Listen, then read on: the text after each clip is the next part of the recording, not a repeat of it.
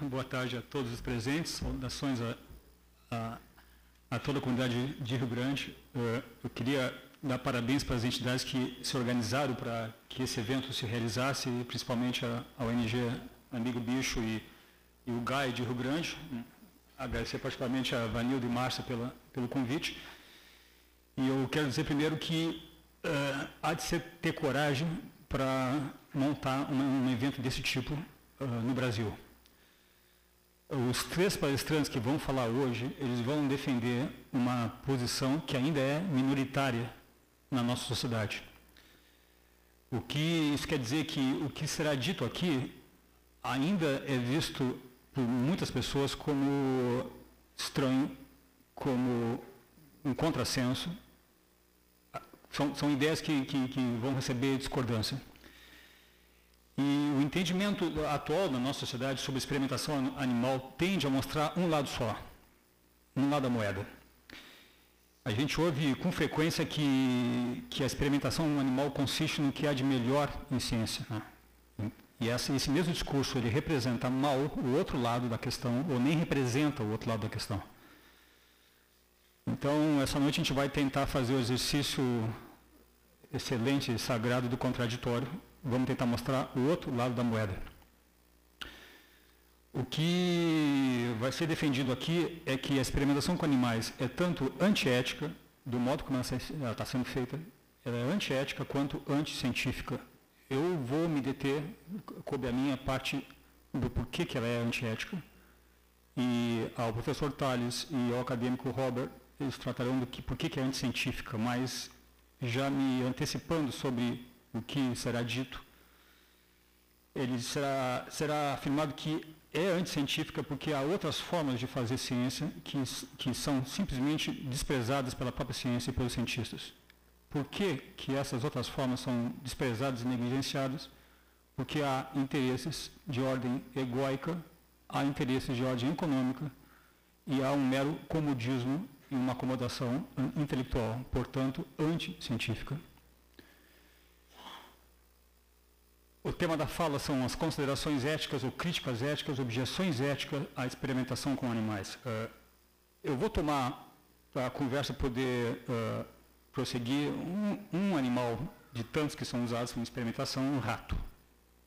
O conhecido ratinho, o ratinho branco, aquele que todo mundo já viu de uma maneira ou outra. É o animal mais usado em laboratório, portanto, parece que a vida do rato é o que menos vale, né? É o animal mais desprezado nesse sentido. Qualquer um que estudou, não precisa ser biólogo, não, médico, qualquer um que tenha feito o ensino fundamental, o segundo grau, o ensino intermediário, sabe que tem um sistema nervoso, que tem um sistema imunológico parecido com o nosso, sabe que tem hormônios parecidos com o nosso, o que torna o rato suscetível à dor do mesmo modo semelhante que nós somos suscetíveis à dor. O rato é inteligente, o rato ele mantém relações sociais com outros ratos e conosco, com humanos. O rato sente tédio, frustração quando é preso, quando é engaiolado, né? Inclusive, não me contaram isso. Uma historinha, quando eu tinha mais ou menos 6 anos de idade, eu estava passeando com meu pai no mercado público daqui de Pelotas, aqui, na cidade ao lado. E eu vi esse ratinho numa gaiola e eu pedi para o meu pai ele de presente, acho que era Natal. Eu viajei de Pelotas a Porto Alegre com um ratinho no colo. Ele viveu em casa até e morreu de velho. Então, eu não conheço uma pessoa que tenha convivido proximamente com animais, inclusive teóricos, filósofos, intelectuais, eticistas, que neguem esses traços que eu acabei de elencar. Aquele que vai dizer que isso não acontece com um rato ou com outro mamífero é porque não chegou perto de um. Mas, ok, esse é um ponto de partida. Há uma entidade bem respeitada, que é a União Britânica para a Abolição da Vivissecção, né? A sigla é BUVA. Segundo essa entidade, a cada minuto, 218 animais são usados no mundo em laboratório. É considerada uma estimativa tênue, né? Uma estimativa ainda muito otimista. Há um outro dado que é 2.000 animais por minuto, mas vamos ficar com 218, que é uma estatística da entidade. Segundo a mesma entidade, 61% dos experimentos no mundo se fazem sem anestesia. Então, vamos tomar esses números em termos grosseiros, 218, 61% deles sem anestesia por minuto no mundo. Para enquadrar também a nossa discussão, há 3 propósitos básicos para a experimentação animal, que é pesquisa em biologia, fisiologia, psicologia, tratamento de doenças. Há um outro uso do animal, que é teste de segurança de produtos que vão acabar no mercado. E há um uso educacional do animal, né? Por exemplo, para ensino de prática cirúrgica. Né? O que a gente pode criticar? O que a gente pode levantar como pontos problemáticos em termos éticos da experimentação com animais? A primeira ideia é que o ser humano ele só ofere o direito de atuar como se fosse um Deus no planeta. Né? Como é que ele faz isso? Porque ele parte do princípio que a morte, o sofrimento é algo natural no mundo, portanto, o ser humano, ele está justificado em redistribuir o sofrimento e a morte.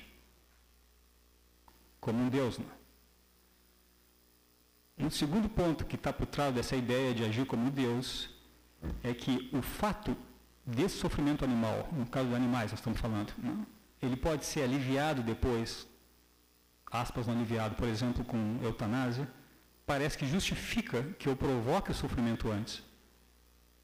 Então, eu faço sofrer, vou lá na frente e extingo o sofrimento.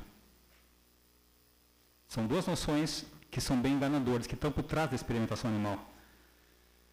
Um outro ponto que é intuitivo, eu vou traçar aqui algumas ideias intuitivas que são pré-teóricas, né? Que a gente não precisa falar de teoria, de filosofia. São noções que um senso comum pode se apropriar e pode entender o que está sendo levantado. A ideia de usar uma espécie para o benefício de outra. Né? A ideia de usar uma espécie para resolver os problemas da nossa espécie, problemas esses que não foram criados pelos animais.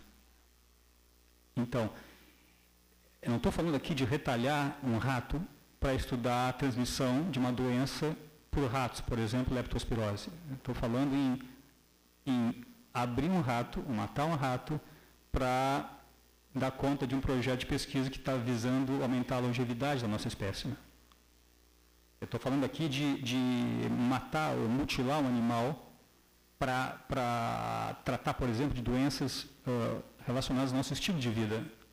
Por exemplo, doenças cardíacas, obesidade, ansiedade. Então, a pergunta é, o que esse rato tem a ver com o meu modelo de vida estressante? Né? O que o rato tem a ver com a minha escolha por exemplo, alimentos gordurosos? Nada, né?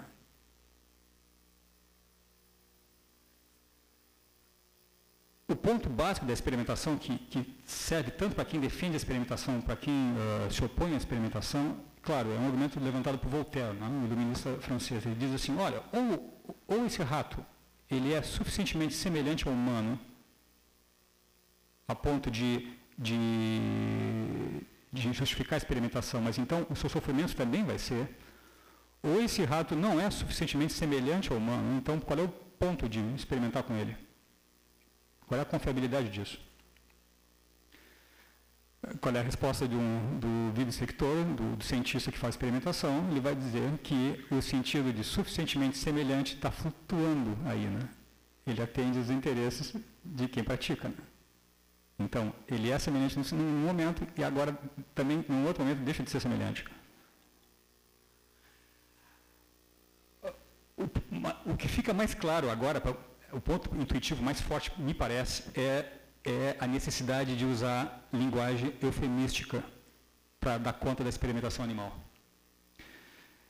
Por que o jargão biomédico lança mão de eufemismos? Porque há uma necessidade aí para driblar o mal-estar moral, para driblar a culpa que brota da atividade.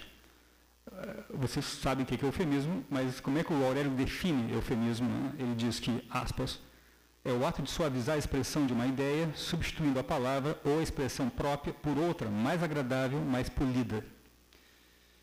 Qual é o objetivo do jargão biomédico eufemístico, então?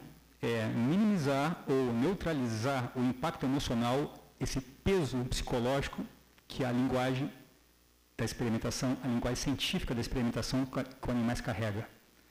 Para quê? Para evitar conflitos internos da parte daquele que experimenta, daquele que atua, da parte daquele que mata ou faz sofrer. Então, por exemplo, não se fala nem em experimento, eu posso usar um outro termo, visando esse efeito, é procedimento, porque a palavra experimento implica o experimentado, o experimentador. Procedimento não tem essa nuance. Aliás, eu não falo em vivissecção, que é a palavra experimento com animal vivo, né? Porque vive de vivissecção, de corte, opa, o que eu falo? Experimentação animal. Por exemplo, um cientista não mata animais em laboratório, né? Por quê? Porque isso vai sugerir um esbanjamento de vida. O que o cientista faz? Ele diz que os animais são levados ao óbito. Ele diz o quê? Que há um resultado letal no procedimento. Ele diz que houve descarte da amostra. Aliás, o animal ele não morre, ele faz óbito. Né? O animal ele exibe comportamento letal. Né? Em vez de o animal morreu ou foi morto implica por alguém que mata, ele diz isso, foi levado ao óbito. Mas o cientista eutanasia animais. Não, o cientista não eutanasia nada. Né? A eutanásia não se aplica em matar um animal saudável, que deixou de ser saudável porque eu induzi a doença ou o ferimento. Eutanásia não é isso. Né? O cientista também não sacrifica aquele ratinho branco do laboratório, né? Porque aquela morte não foi dada num contexto ritual de uma determinada prática religiosa. Você sabe como é que o animal aparece em documentos de pesquisa, em protocolos, em item, materiais e métodos. Materiais, né, e métodos. Mas não para aqui, né? O animal, a gente lê também em relatórios, né, em artigos, né? O animal, por exemplo, ele não participa de um experimento, ele não toma parte de um experimento, ele é forçado a submeter um experimento. Vocês notem, há um deslocamento de linguagem para dar conta de quê? De algo muito grave, que já está sendo reconhecido antes por aquele que pratica, escreve essas expressões. O uso do verbo na válvula passiva, em vez da formativa, que o bom português diz, usa-se a formativa, salvo razão ao contrário. Né? É interessante, né? A gente diz assim, o rato foi alimentado com tal alimento. Não, o rato comeu aquilo. Eu não digo que o meu gato foi alimentado pela ração X. O gato foi lá e comeu a ração. O verbo na forma passiva desloca o foco da atenção moral do sujeito, vai para a ação e vai para a coisa que está conectada com a ação. Eu tenho que fazer o sujeito desaparecer aí. Sabe por quê? Porque ele está sendo aberto e está submetido a sofrimento, tortura e morte. Isso é uma estratégia retórica, é uma estratégia de linguagem para poder driblar a culpa, o desconforto moral que brota daí.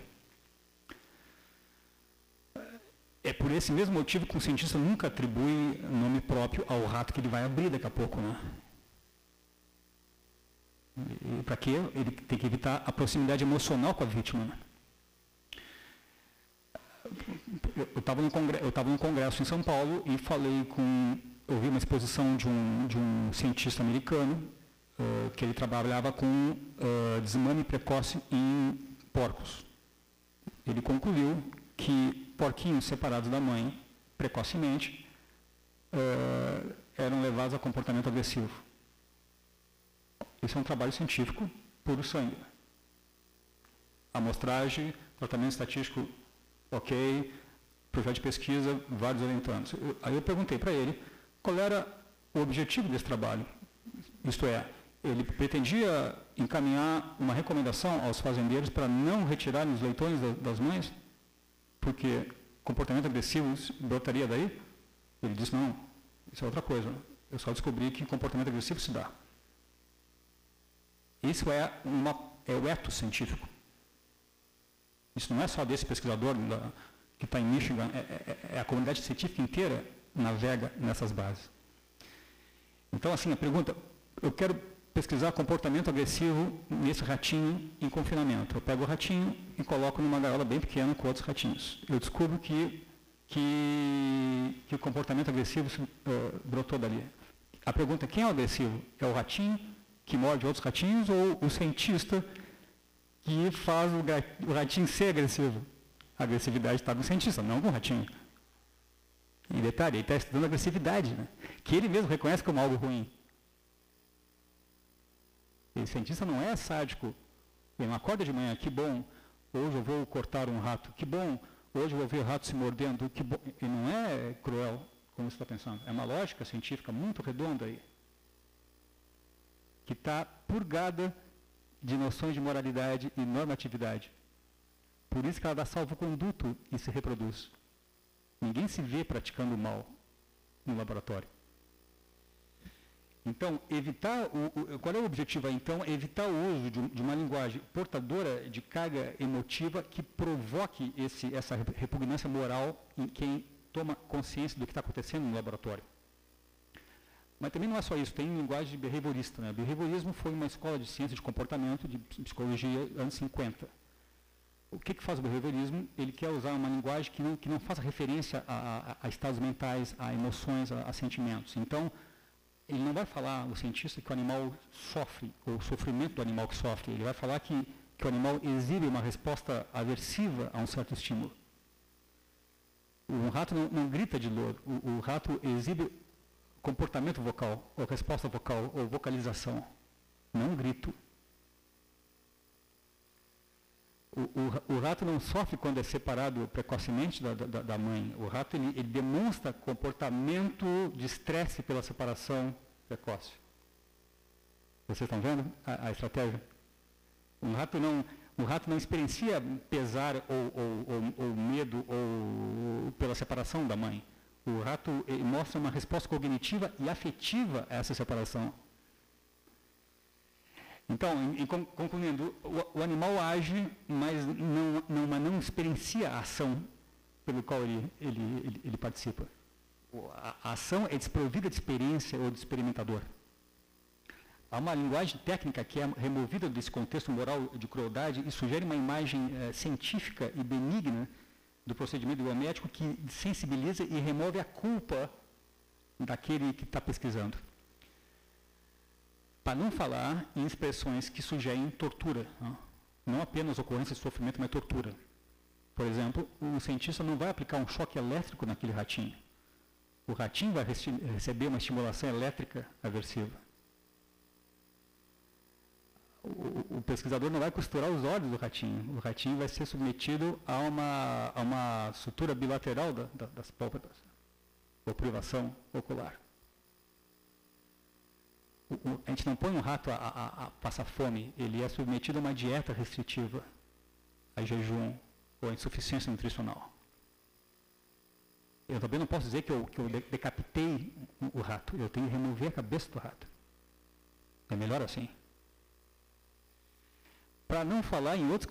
Isso não é exclusividade da pesquisa científica com animais, né? Há outros casos de uso crasso de eufemismo, por exemplo. A gente pode sair daqui e jantar. E tu não vai pedir um frango na janta. Tu vai pedir um cadáver de um frango. Ah, mas eu não gosto de frango, eu vou pedir um bife. Tu não está pedindo um bife no restaurante. Tu está pedindo um pedaço amputado do músculo daquele boi, né? Essa linguagem que é enganadora, a gente não tem que ser ingênuo. Não é uma mera escolha arbitrária de uma expressão a outra, uma preferência de uma expressão a outra. Ela tem uma função aí, de alívio de um peso psicológico, da carga emotiva, da repugnância que provoca a ação. É como uma visitação ao laboratório, um matadouro, ou filmes de documentário que são mais comuns de matadouros e laboratórios, né? A pergunta aqui intuitiva é simples, né? Se eu não posso ver, eu não gosto de ver o filme, as pessoas saem, elas nem põem para assistir, elas levantam no meio do caminho, né? Nem querem ver. Se eu não posso ver algo, tem uma coisa errada nesse algo, né? Se eu não posso fazer aquilo que eu estou vendo, significa que tem algo muito suspeito aí em termos morais. Se algo é contrário à empatia humana, a ponto de provocar a minha repulsa àquela experiência visual, a questão é, pode suspeitar que tem algo grave aí embutido. Em termos teóricos, assim, isso são intuições, mas assim, em termos passo a passo, como é que a gente defende o ratinho do laboratório? É simples, ó. O rato ele vai tentar sair da gaiola, como qualquer animal tenta sair do matadouro também. Tem aqueles testes em Oxford, em 1970, se concebeu testes de preferência em animais, né? A gente pega uma galinha, são vários testes de preferência de trabalho, mas testes de preferência, a gente pega uma galinha, põe no corredor, um lado do corredor tem um piso em gaiola, em arame, no outro lado do corredor tem uma tela com furos. A galinha vai escolher a base plana, não de arame para ficar. Põe uma galinha no corredor em Y, tu tem uma gaiola e tu tem um espaço aberto do outro lado. A galinha vem até a ponta, olha para os dois e vai para o espaço aberto. Mas não precisa ter trabalhado em Oxford, no laboratório de estudos animais para isso, né? Qualquer um sabe uma galinha o que ela quer. Qualquer um que tenha visto um animal de perto sabe que ele prefere viver em vez de morrer, prefere viver bem em vez de passar mal, em vez de sofrer. Significa o quê? A vida, então, é valiosa para o animal, a experiência de vida são valiosas para cada animal. Então, a ética animal pode trabalhar com 3 ideias, né? Então, o animal mostra que tem interesse pela vida e pelo bem-estar, o animal tem direito pela vida e bem-estar, o animal merece ter a vida e o bem-estar respeitado pelos outros, por nós, né? Alguém aí pode pensar, as pessoas pensam só um pouco, mas o rato não pensa, o rato não fala, ok, o bebê também não pensa, não fala, portanto, eu posso fazer o que eu faço com o rato também com o bebê? Não pode fazer com o bebê, então tem uma coisa contraditória aí, né? Esse é o famoso argumento dos casos marginais, né? Sendo que um rato adulto é muito mais inteligente, sensível e social do que o bebê de 1 semana, 2, né? Claro, se eu pedir para o cientista levar o gato de companhia que ele tem em casa para o próprio laboratório, ele vai dizer que não. Então, é um problema de inconsistência grave, também intuitiva. Não precisa de teoria, não precisa de filosofia, não precisa de nada. Ok, mas então, quando é legítimo prender um bicho? Sabe qual é a resposta? A resposta é a seguinte: olha, quando é legítimo prender uma pessoa? Eu ia falar matar, mas como a pena de morte não é legal no Brasil, vamos ficar com prender que já serve para fim de raciocínio. Quando é que é legítimo prender uma pessoa? Quando essa pessoa cometeu um delito e tem uma sentença judicial contra ela. As pessoas vão para a cadeia por causa disso. Só que não vale para o animal, porque o animal é sempre inocente. Eu posso prender alguém também quando a saúde ou a vida de outra criatura estiver ameaçada. Eu também não posso usar esse motivo para prender o animal, porque eu não ajo em legítima defesa contra esse rato. Bom, eu posso prender uma pessoa quando é do interesse da própria vítima. Por isso que as pessoas ficam presas em hospitais psiquiátricos, amarradas em camas, porque se não estiverem presas, elas vão se matar, vão se machucar. Então, se contém uma pessoa que não está em posse das faculdades mentais. Só que a experimentação animal, a vivissecção, usa animais saudáveis, geralmente, né? Quer dizer, a vivissecção, a experimentação não beneficia o próprio animal, grosso modo. Ok, mas eu não posso pesquisar, então, com animais? De novo, vamos fazer uma analogia com a situação humana. Quando é que eu posso fazer pesquisa em seres humanos com consentimento informado, voluntário? Significa o quê? Que a pessoa que está participando tem que saber que está participando, tem que saber as consequências disso, a extensão do que está tomando parte. A ideia do consentimento informado é para evitar que a pesquisa não ocorra para beneficiar outros, né? Então, por isso que é antiético infectar uma pessoa com um vírus qualquer só para estudar a cura desse vírus, né? Por isso que é antiético, é proibido pesquisar em pessoas inconscientes, em deficientes mentais, em crianças, né? Só que os animais não podem dar esse consentimento informado e voluntário, né? Nenhum cientista pode explicar para o animal o que vai ser feito. Nenhum cientista pode explicar para o animal qual é o objetivo desse teste. Mas também não é necessário, porque a evidência comportamental que o animal não tem interesse, quando ele vai escapar daquela mesa. Quando ele não oferece a pata para receber uma injeção. Ele não se oferece para receber o bisturi. Eu não preciso de prova que ele é contrário à experimentação, como é o caso do humano. Claro, em experiências terapêuticas seria exceção, né? Quando eu faço o experimento para beneficiar o próprio animal, né? Uma pata quebrada, eu pesquiso uma prótese para dar conta daquele dano, né? Mas isso é raro, né?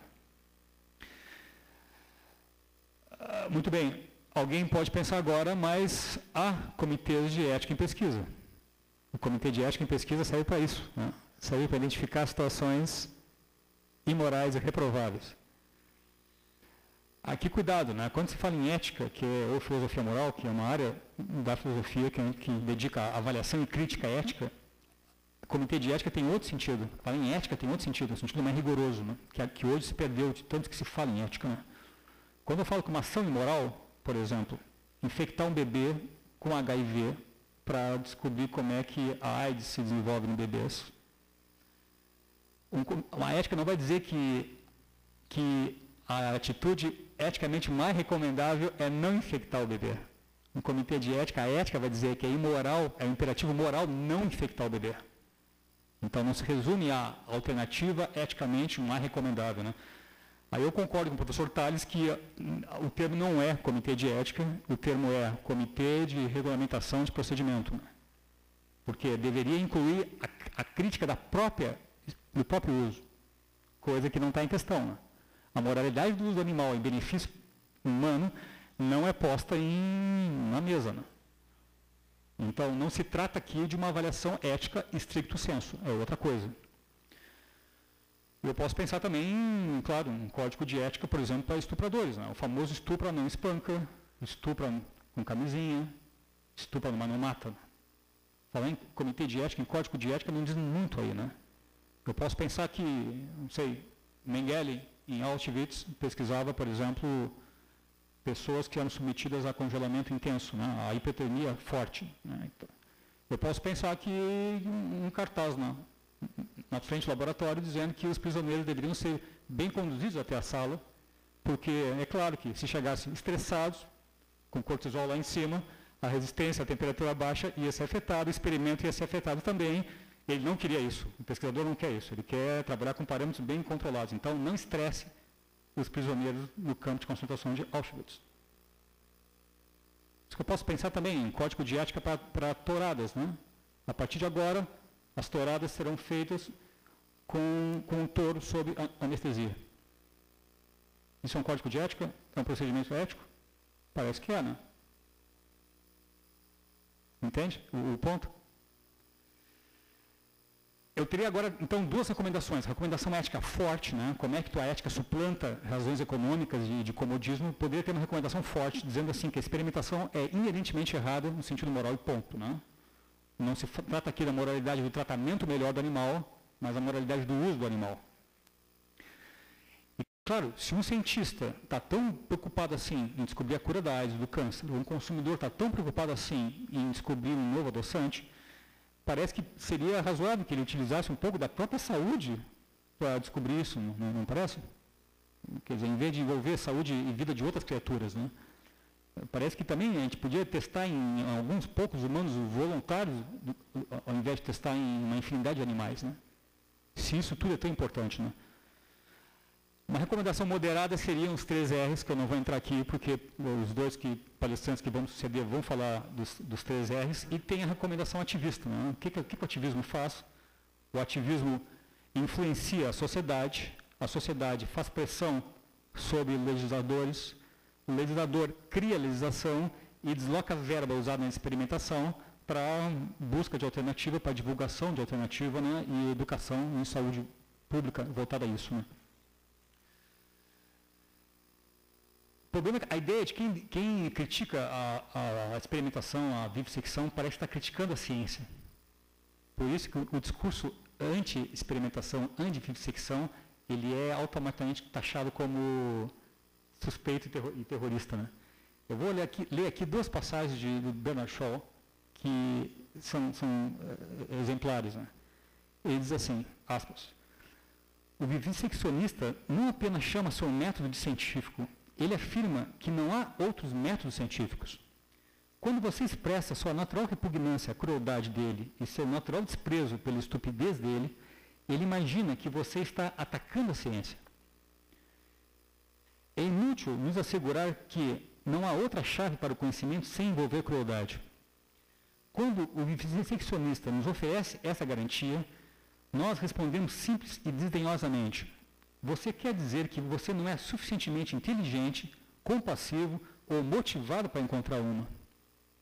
Nenhum método de investigação é o único método. Então parece que tem um exagero grosseiro em relação à necessidade e à eficiência da experimentação com animais. Primeiro, muito da experimentação é frívola. Ela trata de quê? De isso, adoçantes, corantes, cosméticos, né? A questão, claro que o problema não é se a droga é segura e eficaz, a questão é se ela é necessária, né? E segundo o Conselho Canadense de Cuidado Animal, 2/3 da experimentação animal tem pouco ou nada a ver com a medicina. Além de ser frívola, ela também é inútil. Ela confirma o que já é conhecido. Eu não preciso de um coelho para saber que uma substância muito alcalina, muito básica, vai afetar os olhos nossos. Né? E a maioria da experimentação científica ela é trivial ou repetitiva simplesmente porque não consulta a literatura anterior a respeito. 75% dos trabalhos não são publicados em jornais, em publicações de medicina, por conta disso. Né?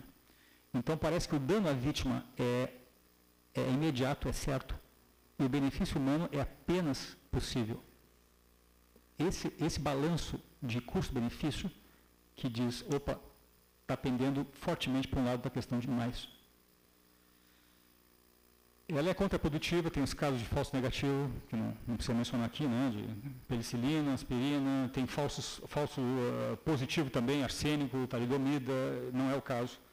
Mas segundo o Escritório de Contabilidade Geral dos Estados Unidos, 52%, é um dado deles, né, 52% das novas drogas causam sérios efeitos adversos em humanos que não foram previstos em experimentos com animais. Dado oficial, 52%. Claro, o problema geral dessa argumentação empírica sobre a experimentação animal é claro, né? Se tu disser que a experimentação, sem experimentação animal, como se houve, né, o progresso médico foi atrasado, ou foi retardado, foi inviabilizado, seria inviabilizado no passado e será no futuro, mas também um argumento anti-experimentação que diz a experimentação animal só atrasou o progresso médico, não é muito bom. Por quê? Porque tem primeiro uma falha lógica, né? Tu não pode provar o que não aconteceu. Não pode provar o que não foi alcançado.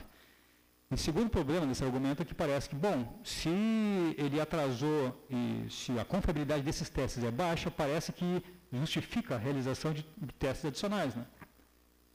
Então, esse é o problema da argumentação empírica em relação à experimentação. No final, a companhia testa um produto e lança e diz, ok, passou, é segura. Se testou em animais e não passou, ela vai dizer que o experimento não é conclusivo, né? Então, de qualquer maneira, o teste se dá no lançamento do produto, com a retirada do mercado ou uma bula com avisos. Né? A medicação está lá, não é por causa da experimentação, é apesar da experimentação.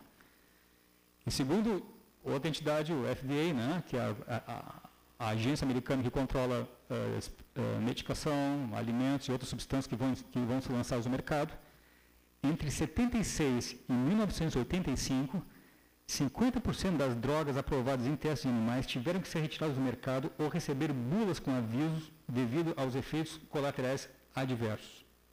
50% das drogas tiveram que ser retiradas ou corrigidas, na forma de bula. Nós estamos falando aqui, então, de um método com 50% de eficiência.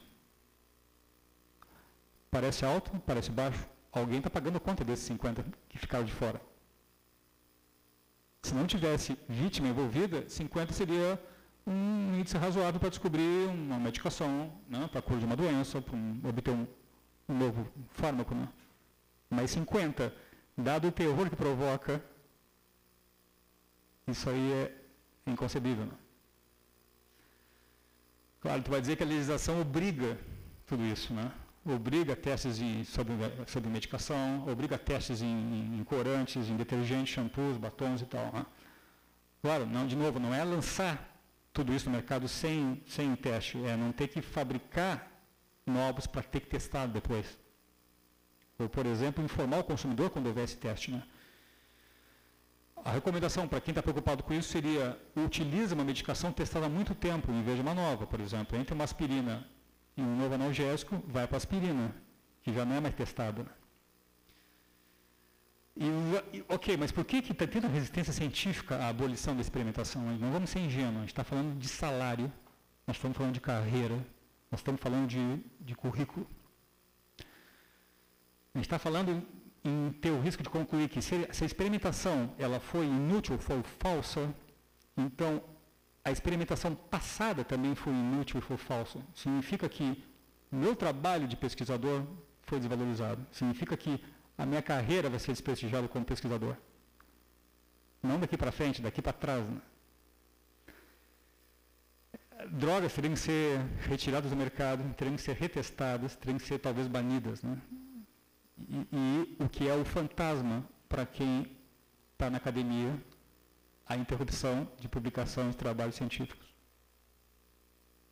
Não tem algo pior do que dizer que um pesquisador não vai poder mais publicar. Retira o modelo animal, o fantasma do enxugamento de currículo vai se abater sobre a academia e ela não vai deixar isso acontecer. Aí alguém está pensando, tudo bem, tira batom, tira shampoo, tira cortar para ver como é que é a circulação, vamos falar em experimentação para a cura do câncer, é contra? Em casos que o benefício humano seria supostamente extremamente alto em relação ao custo do animal. Primeiro, há terrorismo não é só ambientalista, há um outro terrorismo também que é científico, significa, se a experimentação acabar, as criancinhas vão morrer. 90%, outro dado, 90% dos trabalhos, é uma estimativa, 90% dos trabalhos científicos não são publicados. Sabem por que não são publicados? Porque deram errado, simplesmente. O que é divulgado é uma pontinha só desse iceberg. O resto se tentou no laboratório e deu errado. Se tentou na bancada e não deu certo, não funcionou. De novo, segundo o relatório Littlewood, americano, diz que 75% desses trabalhos não são publicados em periódicos de medicina. Então, 75% dos trabalhos são triviais ou são repetitivos simplesmente porque não consultam a literatura anterior. Elas só reproduzem o que já foi feito. Há um outro dado que é de fraude. Há uma estimativa que 25% dos trabalhos, dos artigos científicos, tem pelo menos uma parte dos dados fraudados. Como é que eu faço uma fraude estatística básica? Simplesmente elimino uma parte da amostra que não dá suporte àquilo que eu quero provar. Isso é fácil fazer, né? Se tem ratinhos na minha amostra que não se comportaram do jeito que eu queria, eu faço de conta que não tinha 750, eu digo que só tiveram 250. Publico, meu orientador publica, todo mundo fica feliz e vai para o meu currículo. Quem pagou esse preço? O rato. Não é raro que o cientista não saiba o que está buscando. Ele vai testar alguma coisa, vamos ver o que acontece, o que vai dar. Geralmente os trabalhos que vocês não estão buscando cura de câncer, cura de AIDS e cura de Alzheimer. Eu não sei quantas pessoas vocês conhecem que estão pesquisando hoje AIDS e câncer. Eu não conheço nenhuma. Ok, alguém vai responder, mas experimentação não precisa ter propósitos práticos, né? Ela só soma ao conhecimento. Muito bonito isso, né? A ideia desse modelo científico acumulativo, que sempre soma ao saber, é um mito. Eu vou citar aqui um veterinário inglês, que eu tive o prazer de conhecer e manter relações, é Andrew Knight, né? Que tem um paper muito interessante chamado A Pobre Contribuição das Experimentações com Chimpanzé para o Progresso Biomédico. Está na Journal of Applied Animal Welfare Science, de 2007, volume 10, número 4. Eu vou ler o resumo desse trabalho. Esse resumo é bem importante. A pesquisa biomédica em chimpanzés cativos incorre em substanciais custos em relação ao bem-estar animal, éticos e financeiros, cujos defensores alegam que resultam em substanciais avanços no conhecimento biomédico. O chimpanzé aqui é importante porque a proximidade filogenética com o humano é alta, né? Então, o chimpanzé teria o potencial de produzir resultados mais aplicados possíveis, né? Em relação a outras espécies de animais, né? Pelo compartilhamento genético conosco, né? Entretanto, Demonstrando uma contribuição mínima quanto ao avanço geral do conhecimento biomédico, os artigos subsequentes não citam 49,5% dos 95 experimentos selecionados aleatoriamente de uma população de 749 trabalhos publicados mundialmente entre 95 e 2004. Apenas 14,7% foram citados por 27 artigos, cujos resumos indicavam métodos escritos bem desenvolvidos para o combate de doenças humanas. Nenhum estudo em chimpanzés fez uma contribuição essencial ou, na maioria dos casos, uma contribuição significativa de qualquer tipo para o desenvolvimento de um método médico descrito. A aprovação desses experimentos indica uma falha do sistema de comitês de ética. Os trabalhos, então, não citam os anteriores. Portanto, todo trabalho, toda pesquisa é um tijolinho na construção, é um mito. Não é isso que vocês ouvem na faculdade. Não é isso que vocês ouvem na escola. Claro que é possível pesquisa com resultado ainda assim essencial, como cura de AIDS, câncer e Alzheimer, com um resultado antiético, né? Por exemplo, você sabe que japoneses e nazistas, na Segunda Guerra Mundial, fizeram testes com um experimento e obtiveram avanço em conhecimento, sim, né? Em relação a, por exemplo, fumo e malária, né? Os nazistas Hitler era especialmente contrário, e tinha horror ao uso do tabaco, porque ele achava que ia denegrir a imagem do alemão perfeito. Então, ele foi o primeiro que implantou o estudo sistemático contra o fumo na medicina alemã nazista. Não obstante, no tribunal de Nuremberg, 33 cientistas foram julgados e 16 foram condenados. Você sabe qual é a alegação da defesa? Que foram obtidos avanços médicos. Isso não colou no tribunal de Nuremberg. Por conta disso, se criou o Código de Nuremberg em 47. Eu vou ler só 2 itens desse código, que tem relação com o nosso ponto aqui. O item número 1 do código diz o seguinte: o consentimento voluntário do ser humano é absolutamente essencial. Isso significa que as pessoas que são submetidas ao experimento devem ser legalmente capazes de dar consentimento. Essas pessoas devem exercer o livre direito de escolha sem qualquer intervenção de elementos de força, fraude, mentira, coação, astúcia ou outra forma de restrição posterior. Qual é o problema aqui no caso do animal? O animal não consente, não dá esse consentimento informado. O item 9 desse código diz o seguinte: o participante do experimento deve ter a liberdade de se retirar no decorrer do experimento. É o que o animal vai fazer se tiver chance, ele vai escapar daquela mesa. Bom, para resumir, mas e a experimentação para a cura do câncer? De novo, se o cientista está tão interessado assim numa medicação anticancerígena, que ele use em si mesmo, que ele experimente em si mesmo ou num colega seu, né, em vez de testar em outra criatura. Sabe por que ele não usa e não experimenta em si mesmo? Porque ele sabe que não vai levar a cura do câncer, da AIDS, do Alzheimer. O cientista não está disposto a sofrer 1% do que ele aplica àquele rato, mesmo se levasse à cura do câncer, aquela experimentação.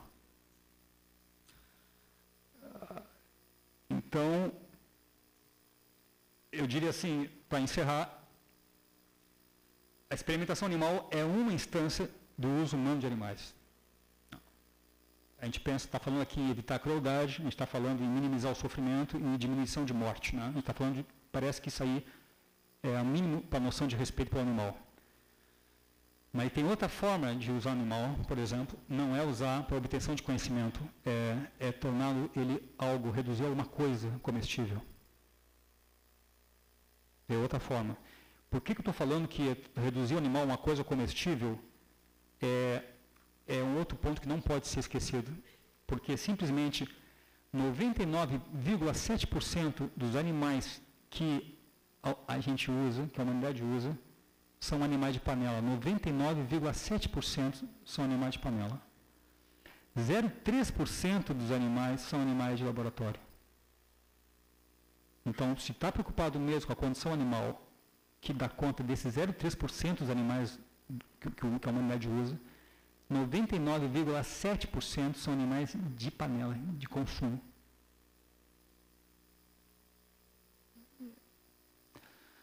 Parece que justificar avanço biomédico, teste de segurança, é uma razão ainda mais forte do que eu gosto de frango, eu tenho prazer pelo bife. Então, eu queria deixar só, para encerrar, essa observação que a preocupação com o animal de laboratório é importantíssima, só que há um iceberg inteiro embaixo d'água de exploração e de tortura, que é criação de animal para consumo alimentar. Obrigado pela atenção de vocês.